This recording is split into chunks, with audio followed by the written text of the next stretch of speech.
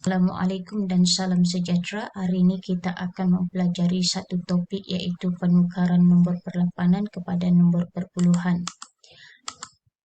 Jadi satu contoh di sini nombor perlapanan yang diberi adalah 4332 asas 8 yang ingin kita tukar kepada nombor perpuluhan.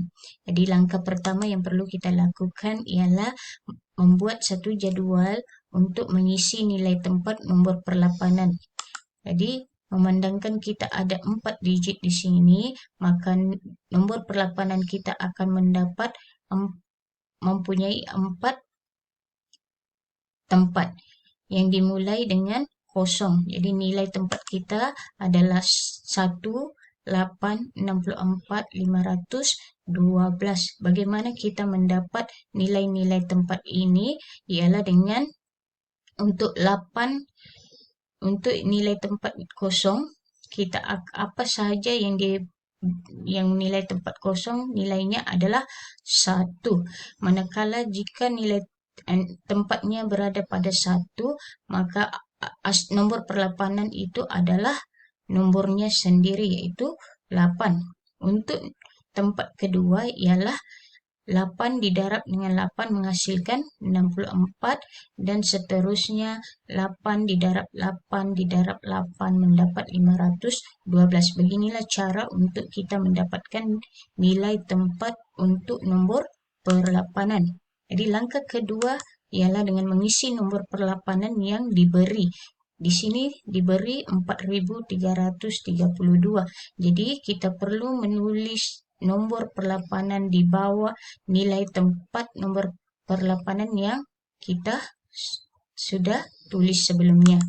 Jadi kita akan menulis seperti ini. Jadi untuk langkah ketiga adalah membuat pendaraban nilai tempat dan digit dalam asas 8 yang diberi.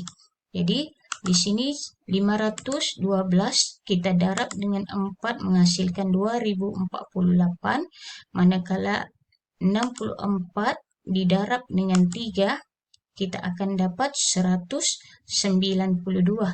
Untuk 8 darab 3 kita akan dapat 24. 1 didarab dengan 2 akan mendapat 2. Untuk langkah terakhir adalah membuat penambahan jumlah hasil darab yang kita lakukan, yaitu 2048 ditambah 192 ditambah 24 ditambah dengan 2. Dan hasilnya ialah 2266 asas 10. Maka 4332 asas 8 bersamaan dengan 2266 asas 10. Okey, kita teruskan lagi dengan contoh yang kedua. Sini kita tengok, kita diberi satu nombor perlapanan yang mempunyai 3 digit. Maka nilai tempat kita hanya dari 0 sehingga 2. 80, 8 kuasa 1, 8 kuasa 2. Jadi nilai tempatnya ialah 1, 8 dan 64. Untuk tempat kosong, sistem asas perlapanan, apa saja yang berkuasa kosong adalah nilainya 1. Untuk nilai tempat di tempat 1 adalah 8. Untuk tempat yang kedua, nilai tempatnya 8 didarab 8 menghasilkan 64. Di langkah kedua adalah mengisi nombor digit-digit asas 8, yaitu 134.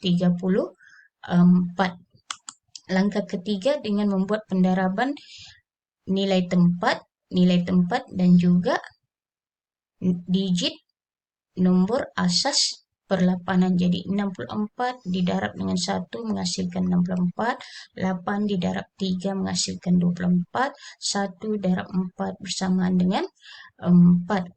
Jadi langkah terakhir untuk membuat penukaran nombor perlapanan kepada nombor perpuluhan ialah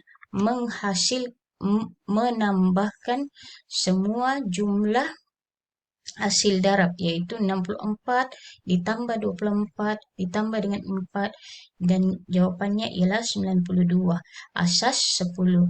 Maka 134 asas 8 bersamaan dengan 92 asas 10. Jadi saya beri lagi satu contoh yang mempunyai hanya 2 digit nombor perlapanan, yaitu 57 asas 8. Jadi kita mempunyai 2 digit. Jadi hanya 2 nilai tempat, yaitu 1 dan juga 8. Jadi langkah kedua adalah menulis digit-digit asas nombor perlapanan yang diberi, yaitu 57.